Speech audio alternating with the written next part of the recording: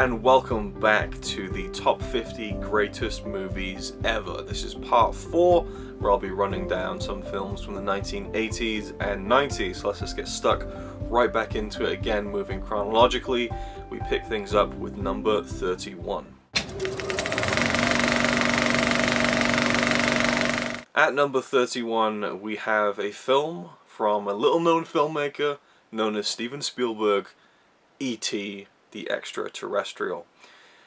E.T. is a film that I by all rights should have grown up on. I should have had this on VHS, I should have watched it religiously, but I never did. Now, I watched it as a kid, and I loved it as a kid. I think any child who watches this film is gonna just instinctively be in love with this idea of being a kid and having this alien turn up and kind of be your own kind of secret special friend who you guide through the human world, so to speak.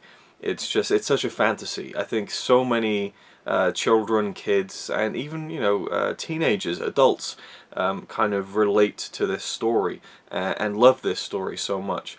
But I never owned it, so I never overwatched it. So this is a film that's always like really special to revisit because I don't know it inside and out. I don't know all the little nooks and crannies and every line, every scene, every moment, every setting. So there's always these little things like, oh yeah, I forgot about that part. You know, this is kind of this weird memory thing where I think I only had access to it through a taped video from the TV, so I didn't watch it all that much. But it's a film that, again, every time I return to, I think that is just such an incredible piece of work.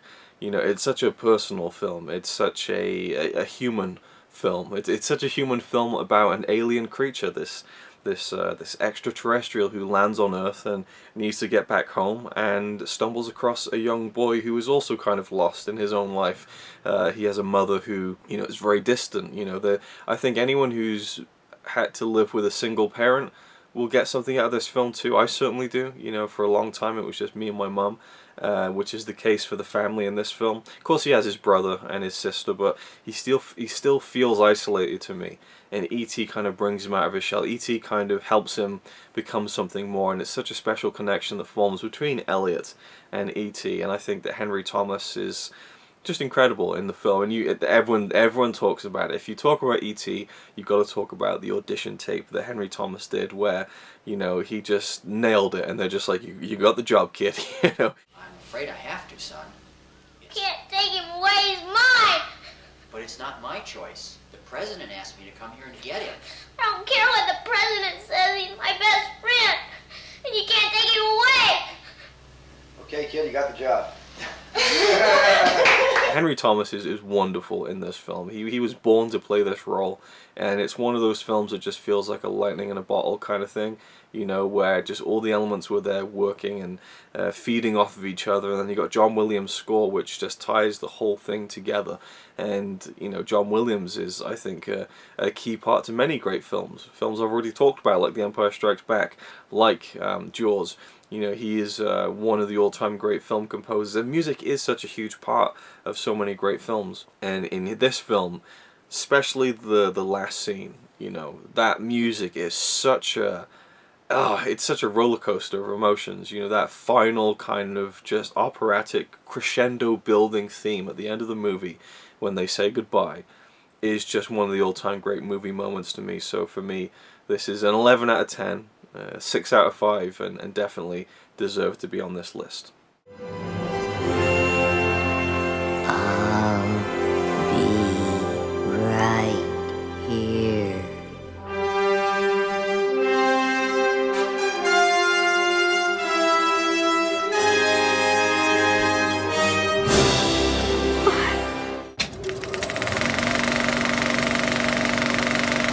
Number 32, also from 1982, we have John Carpenter's The Thing. Now, I guess there might be a few people, especially horror fans out there, that might be thinking, why didn't you include Halloween? And I could talk about Halloween in a completely different video and go into my thoughts on it and why I think it's not as incredible as other people think, even though I get more out of it every single time. But to me, John Carpenter's masterpiece is The Thing.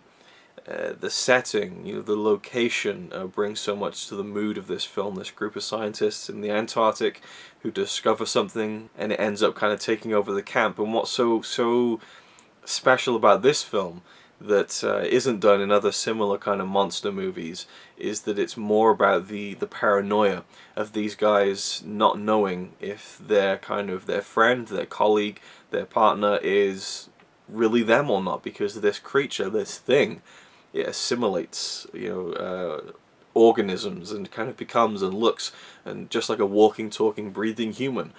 And the real kind of standout moments is when it kind of is in between the morphing stages, when they catch it in that at that point where you get these incredible special effects. Like, it's probably, up there with some of the best kind of practical special effects ever done. It's up there with films like Day of the Dead, where in the 80s they were really trying to push the boundaries. What can we do with special effects? And by the time the 90s rolled around, it's like, we want to do it in a computer, and that art became a lost art. And I like that it's coming back a bit more now these days, but the 80s is when it was an absolute necessity. If you really want to do something special like that, you got to do it for real. And so the boundaries were pushed, and things that probably higher ups would say that you can't make something like that, don't bother. And yet they tried, they pushed the limits, and came out with some of the most memorable kind of creature effects in the history of cinema, I think, in The Thing.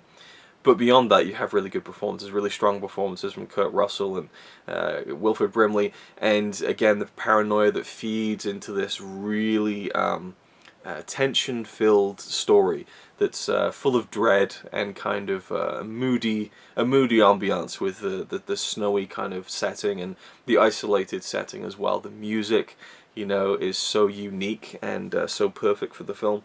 It's one of the great horror films, I think. So for me, I would say that it's The Exorcist, The Shining, and The Thing.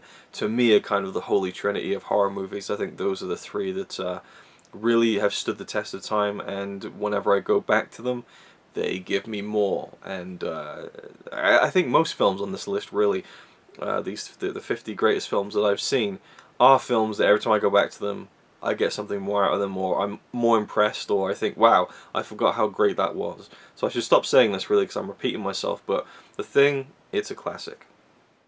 Why don't we just wait here for a little while? See what happens.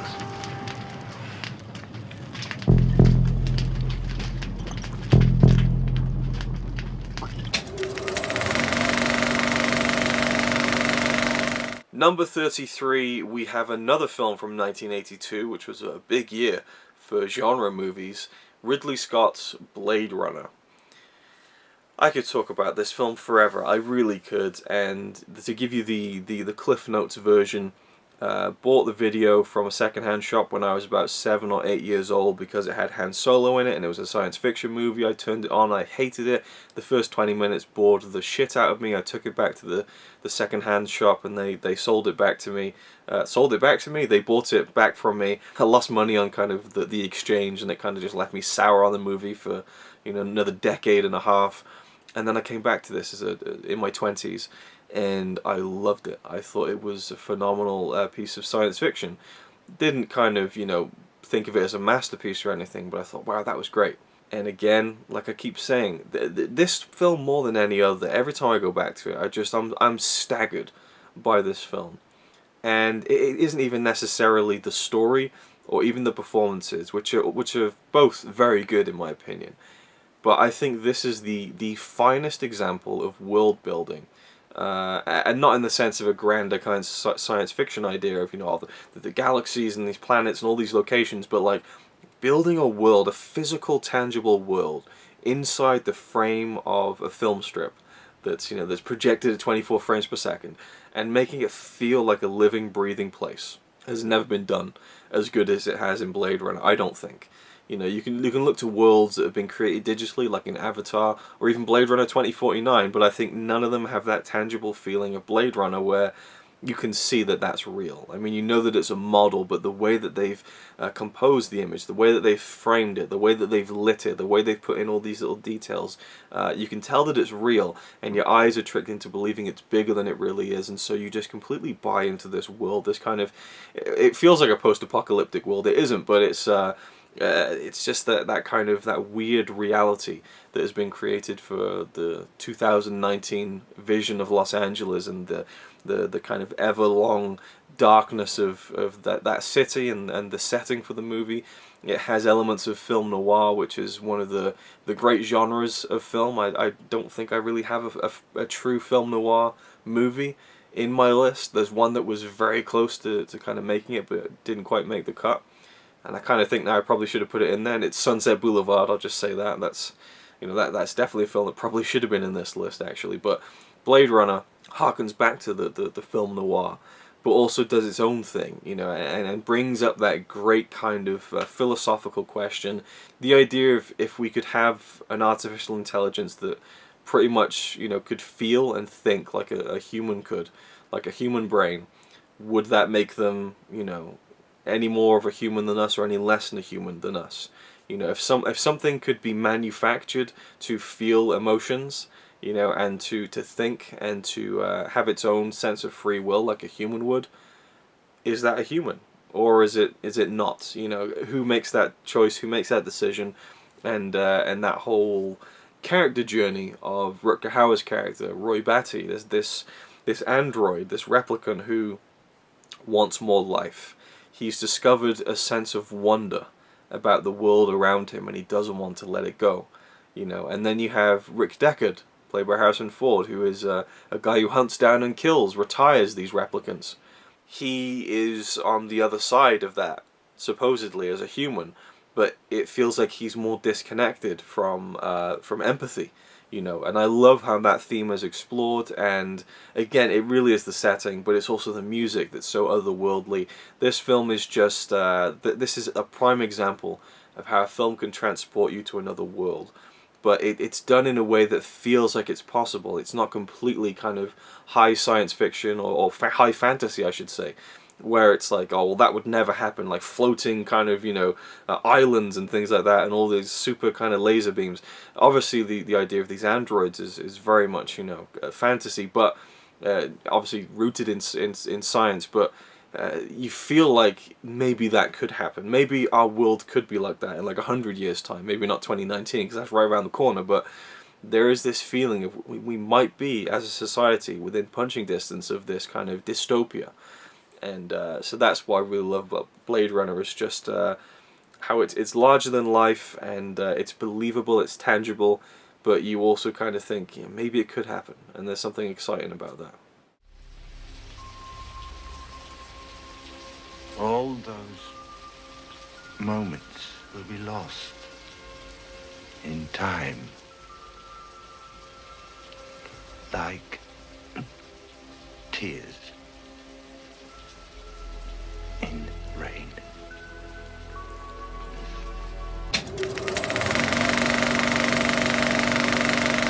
Number 34 from 1985, Back to the Future.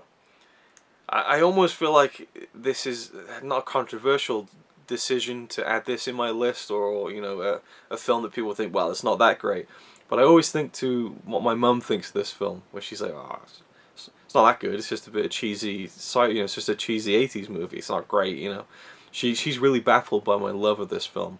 But I know the film has a huge fan base, but you know, it is a very popular film, which I think could maybe give the impression that it's not as good as people might think it is, because they got the rose tinted glasses on, the nostalgia takes over. But I think that this film is genuinely one of the best films ever made, because it has so much packed into it.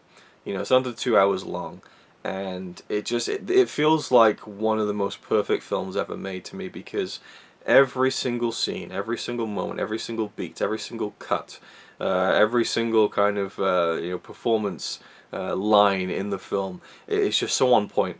Like it flows like a great song. It has a rhythm to it. It has a pace to it. It has a punch to it. It has a sense of fun. It has a sense of adventure. It has a sense of romance. There's a real heart to it. This relationship between Marty McFly and Doc Brown, played by Michael J. Fox and Christopher Lloyd, respectively, is one of the great movie duos. I think there's something really endearing to their relationship. It feels like, you know, Doc is a real father figure to Marty. There is the kind of idea that has been brought up by people who even starred in the movie that by the end of the film, when you see that, you know, Marty's parents have now become more successful because of what he did when he went back in time, it's given the impression that, well, if you're successful and you wear a suit and you make more money, then everyone's happier and your family's going to be better. Yeah, maybe that isn't the best message to be giving off, but I still think that the film has really got it where it counts, and the score by Alan Silvestri is just magnificent and just so rousing and unforgettable.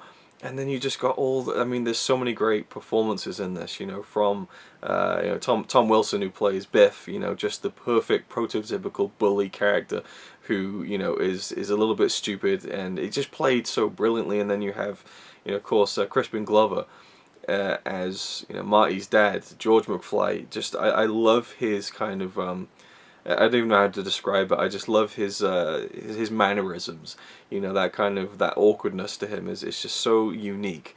You know, it's just something that I don't think I've ever really seen in a character before in a movie. And then you have Marty, who's a bit more of a cool kid, but Michael J. Fox really makes that feel believable and authentic. And then you have Christopher Lloyd, who just nails it as Doc. You know, he's just such a fun character to watch on screen. And then just that very interesting idea of what would it be like to go and see what my parents were like when they're my age. You know, if you haven't thought about this before, if you've watched Back to the Future, you probably have then thought about it, like, what would it be like to go and see what my parents were really like? And is the stories we've heard true? Because you hear these stories from Marty's mum, or at least he has heard them. You know, where his mum's like, oh, I would never go sit in a car with a boy and drink with a boy or whatever. And he sees that she did all those things. You know, she was not the saint that she painted herself out to be. It makes you wonder, like, what my parents really like, you know. And the idea of getting to hang out with them, you know, is really cool. But then obviously it's the high stakes of he's interrupted his parents' first meeting. And now he's got to get them back together again. It's just such a great, like, the time-sensitive nature of the story brings so much tension. And the final sequence where he has to get back in time, like, it's so great. Like, it's this one lightning bolt, it's this one moment, this one split second. Everything has to be on point. And just, you know, the cable getting caught on the tree and Doc having to kind of like swing down from the top of the clock tower. It's so cinematic. It's so much fun.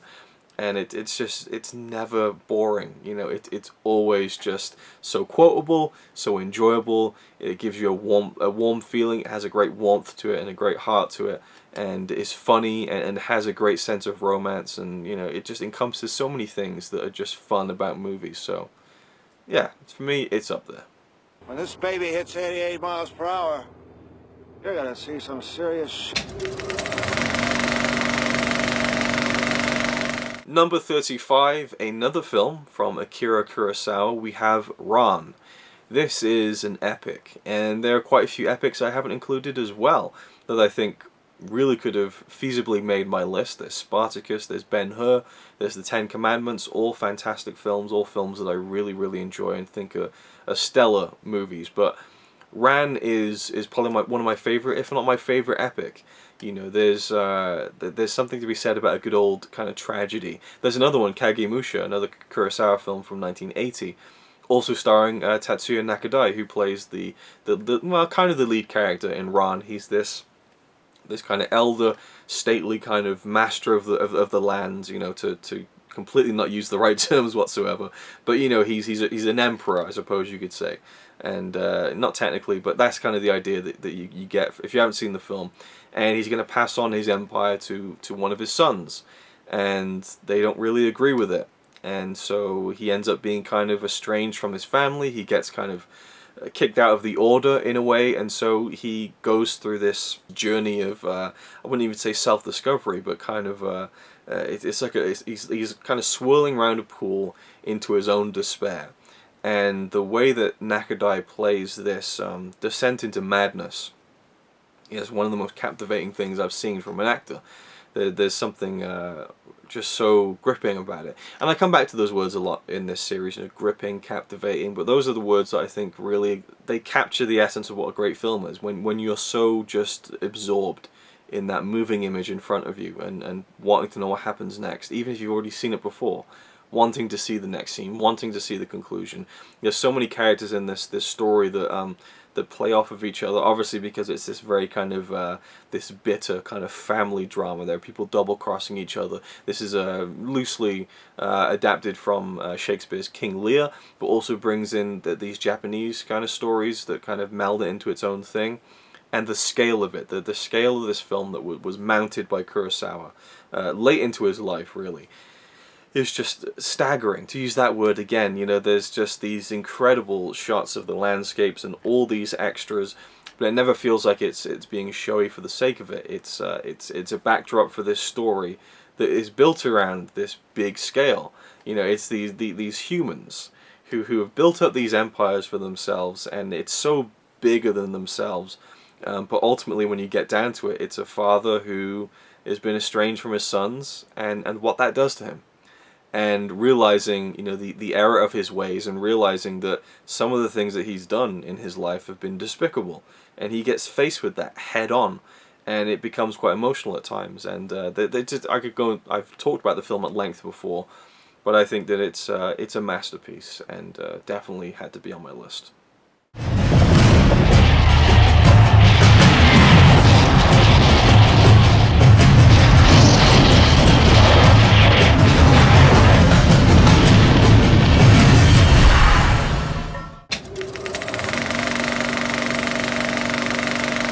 Number 36, we actually leave the 80s behind and kind of skip 1986, 7, 8, and 9, which is a little bit surprising to me, actually. There's so many films in the 80s that I love, but when I really, you know, put this list together, the next film that came chronologically was from 1991, and it is The Silence of the Lambs.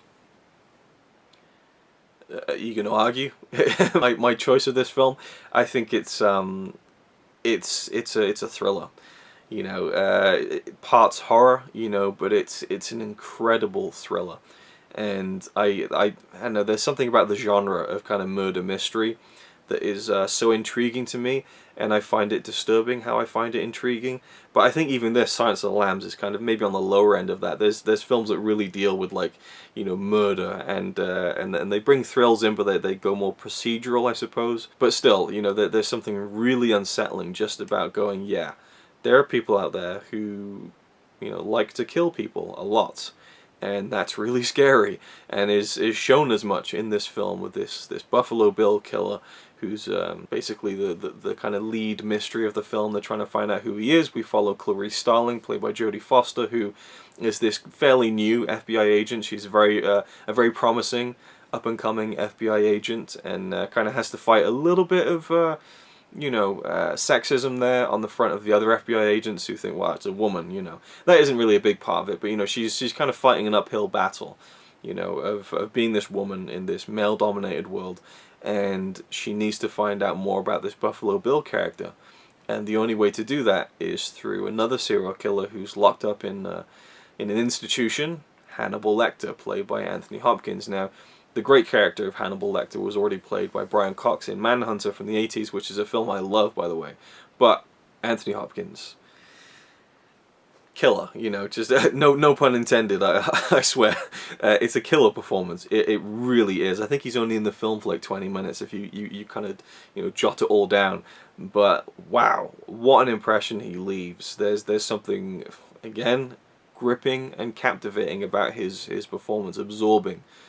You cannot take your eyes off his eyes, off his body language, the inflections of the things that he says. And that's another thing I should say, actually, while we're in this part 4, is in Blade Runner, you know, to kind of sidestep just a little bit, Rutger Hauer, one of the all-time great movie performances, I think. I get so lost in Rutger Hauer's face when I watch Blade Runner. You know, the little smirk here and there. There's just always something going on behind the eyes, behind every movement of the face that is just, it's a complete performance. And that's the same with Anthony Hopkins, you know. Every time I watch this film, I'm studying his face. For no particular reason. I'm not trying to find anything. I love just seeing what he does. You know, there's something so special about it, and then the connection that Hannibal and Clarice form is a real kind of contentious one. There's, you know, there's a tumultuous kind of sense of coexisting, you know, as these two people who are kind of giving each other information, trying to help each other out, but are they really, you know, how much should they trust each other? I suppose that's more on Clarice's side of how much she should trust Hannibal. But I just love where it goes. Like the scene when I think he hands her a paper or she hands him a paper and their fingers touch, like it's just electric. There is a very special element to that on-screen relationship, I think, that Jodie Foster and Anthony Hopkins made magical. I think they both won the Oscar, actually. I know at least Anthony Hopkins won the Oscar for the film. And it's, you know, that's one of the cases where they got it right. It's one of the best thrillers I think ever made, and every element of it is really haunting and efficient as well. You know, the way that the film is put together, it's always moving to the next moment, which is just building up this sense of a reveal. You know, when we're going to see Buffalo Bill, what is he going to do next? And then the guy who plays Buffalo Bill, I don't know the actor's name offhand, I have to say, and he probably does get the bum deal as far as, you know, Jodie Foster, Anthony Hopkins, but the guy who played Buffalo Bill, awesome. Like that's an unforgettable performance as well. So credit where credit is due. He made the film just as special as those two. Well, maybe not just as special. Let's not go crazy. Like take it easy. But you know, he certainly is a big part of it because he's the villain. You know, as much as Hannibal is a despicable person, he is placed more of a protagonist's role, really, because you do kind of root for him in the sense that you want to see more of him and Clarice, which is what is so involving about the movie. But it isn't just the great story and the great acting that makes Silence of the Lambs so special to me. It's the direction, the way that Jonathan Demme shot the thing. A lot of real deep close-ups, just straight on with the characters looking right into the camera, which you don't see too much of, generally speaking. And it just makes the film so much more intimate and involving. And when I think of the film, that's what I really think about, is those extreme close-ups and just the window into these characters' eyes and minds and feelings throughout all these intense scenes that make up the best kind of dramatic moments of the film. Number 37 from James Cameron, T2, or Terminator 2, or Terminator 2 Judgment Day, or T2 Judgment Day, Terminator 2, you know what I'm talking about. And The Terminator, I think, is another fantastic film that, you know, maybe could have been on the list, but I don't think that the first Terminator film reaches a level of refinement that Terminator 2 does. Now, things can be said for both. I guess you can kind of link this somehow, because James Cameron is kind of involved here.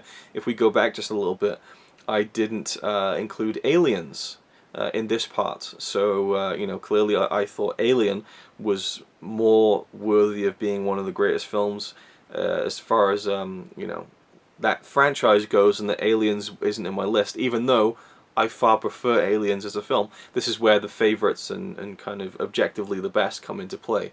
Where I think Aliens is a phenomenal film, I think it's a 10 out of 10 film, but I think Alien is there's something more to it. And likewise here with Terminator 2 and The Terminator, they're very different films, even though they have similar feelings because they're made by the same, you know, filmmaker and follow the same story and same characters, but they're both very different at the same time. But Terminator 2 just seems to do things in a much better way as far as the overall package of the story is concerned.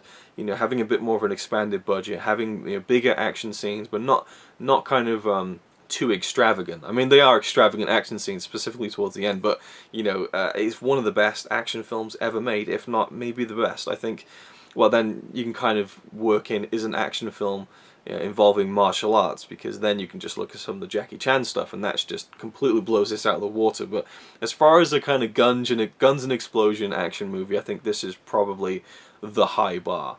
But it also has really kind of interesting and deep themes about it. You know, when you really explore this character of Sarah Connor, who in the first film was so meek and innocent, and she kind of, you know, she grows tough throughout that film, but in Terminator 2, she's a machine, you know, and Linda Hamilton just nailed it with this performance. Then you have Arnold Schwarzenegger doing his thing, but getting to expand the role of the Terminator in a protagonist role. And there's something, again, so entertaining and involving and gripping about this relationship between this machine and this young boy, John Connor, who knows his future is to be this great leader. and his mother is trying to train him into that, and she's seen as this completely insane woman. There's a frustration to that you want to see released when they break her out of that asylum. There's all these things that you want to see happen in the film, and they always deliver it in a really satisfying way. It's a classic. It really, really is. There's a real feeling of horror to the film in certain scenes. It's not a horror movie, but like the dream sequence where Sarah kind of is imagining this oncoming, the threat of this nuclear war that could happen if Skynet becomes a reality, and just when she's holding on to the grates of the fence and the skin blows off of her skeleton. I mean, it's really over the top, but it really it taps into this real horrifying sense of fear I have about just the atom bomb, nuclear kind of warfare. That to me is one of the scariest things in existence, and even more scary is the fact that we created that, not us specifically, but as a race, that came from us. That was not natural, didn't exist before we came along, and it's this kind of, it's not, I guess it is kind of a big part of Terminator 2. It's not like the whole film is about nuclear bombs, but this very much the worry, and not even a worry, it's the abject fear that Sarah has about the future, that she absolutely has to stop it from happening. So she is a driven woman, and that becomes scary too. The scene when she's about to kill Dyson, and she's just so like in the zone. I love where the characters go in the film, and where their motivations lie, and where their allegiances lie, and then you have Robert Patrick, who's a great kind of foil to Arnold's Terminator. There's something different about him, more threatening, and then the special effects, which for 1991 really hold up. I mean, you can tell they're 1991 special effects, but I suppose it's because it's this kind of metal, effect where it doesn't need to look that realistic, so you can kind of get away with it. And then, of course, they have a lot of practical stuff that happens too, because just by the nature of the beast and it being a film from the early 90s. But yeah, it's a phenomenal action movie that has a great story to it. That by the end of the film, you feel emotional about a lump of metal getting lowered into more metal. That's when you've done a good job. Chill out, dickwad. Number 38, Jurassic Park, another film from Steven Spielberg from 1993. This is one I think that most people love, but maybe wouldn't see it as one of the greatest films of all time. I think it's a film that just constantly rewards me on rewatching, and is just, I don't know, what would you even classify it as? Is it science fiction? Is it an adventure film? Is it both at the same time? There's horror thriller elements to this. It's its own thing, and a lot can be said for it being a huge film at the time because of the special effects, because of the CGI. These dinosaurs, which I think is most effective when we see the T-Rex for the first time, because it's dark and so they can get away with the lighting and stuff. But some of that special effects, again, much like Terminator 2, really holds up 20 plus years later, when by all rights it really shouldn't. I oddly think that CGI from like the late 90s and early 2000s has dated so much worse than stuff from the early 90s for some reason. I don't know why that is. Anyway, you just got so many great performances in this film, so many fun performances in the film. You got Jeff Goldblum, being Jeff Goldblum, It's peak Goldblum. What more could you want from Jeff Goldblum than this? So you two dig up dinosaurs? Oh. Try to.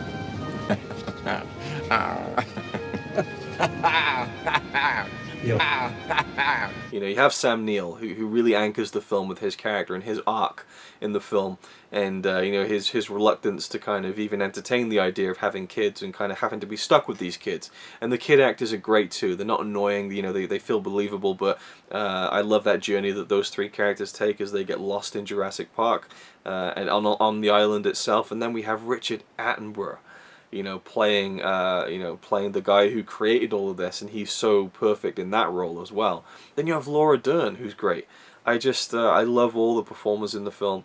I love the grand sense of scale to it, as far as man creating this well, not even creating, but recreating the past, and kind of playing God, man deciding, right, I want to resurrect this thing that existed before just because I can, just so I can say I've done it.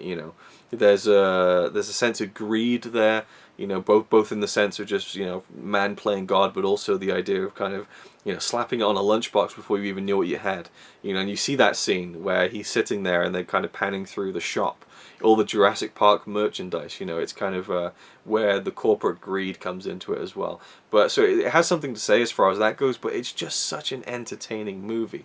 And again, the John Williams score brings so much majesty to that first scene when you see the dinosaurs, and is just a beautiful piece of music and a beautiful score all around. It's another one where everything is just working completely in rhythm with everything else that's come before it and is about to come next. You know, the editing, the scene changes, everything is just so well done in the film. And I think Steven Spielberg is kind of the premier kind of blockbuster family film maker, I suppose. You look at like Jaws, E.T., Jurassic Park, they're all in my list, and arguably he's made better films. You could look at Schindler's List or Saving Private Ryan, but you know, and he's made other really fun films like the Indiana Jones series, but these are the three, you know, Jurassic Park, E.T., and Jaws, that just, they're kind of the family summer blockbuster movie, and that there's just something so wholesome about that kind of, it's not even a genre, but that type of film. And he does it the absolute best, and Jurassic Park is another one of those movies.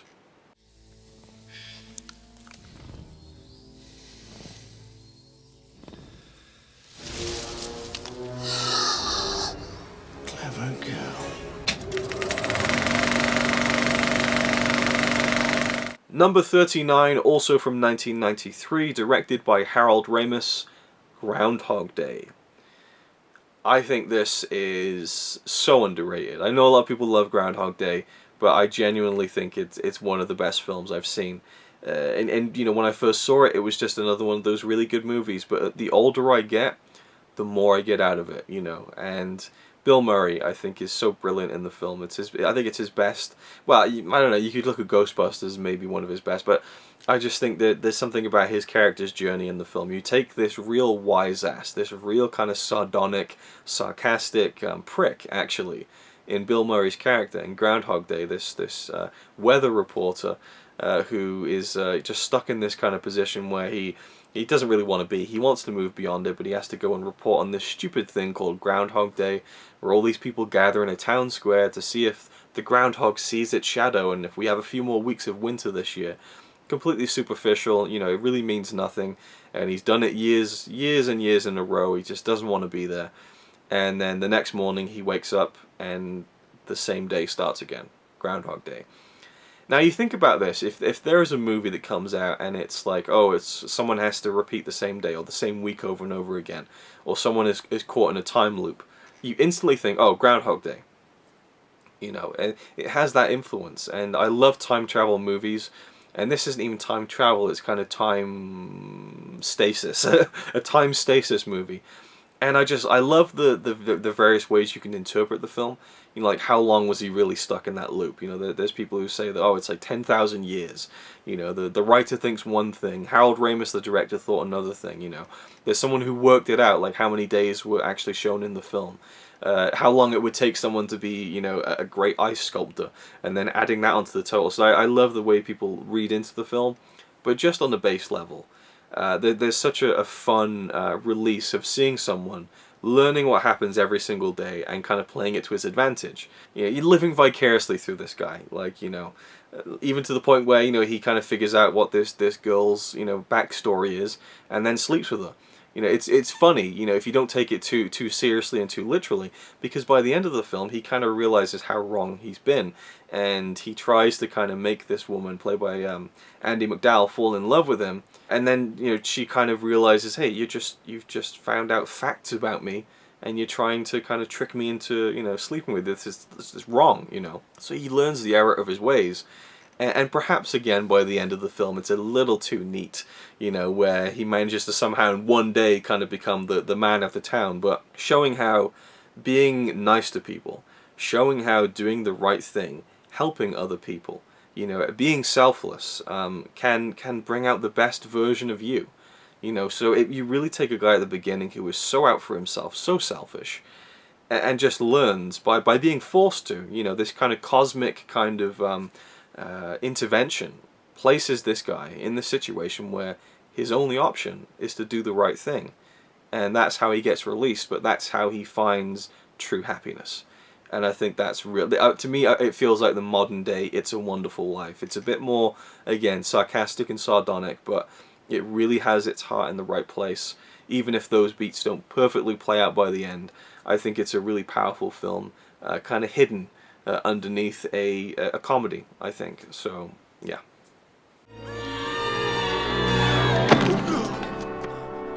What do you say? What do you say? What do you say? You little brat?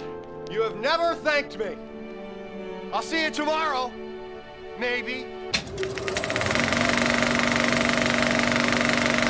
Number 40 we have from 1997, directed by Hayao Miyazaki, Princess Mononoke. It's the one Miyazaki film on my list, and it's hard to not include multiple, but I think with the case of Miyazaki, who is one of my favorite filmmakers slash storytellers of all time, this is the one that stands head and shoulders above everything else he's ever done. It's not my favorite, but I think it's his best. It's a true epic, you know, and there's so many great themes that run throughout it.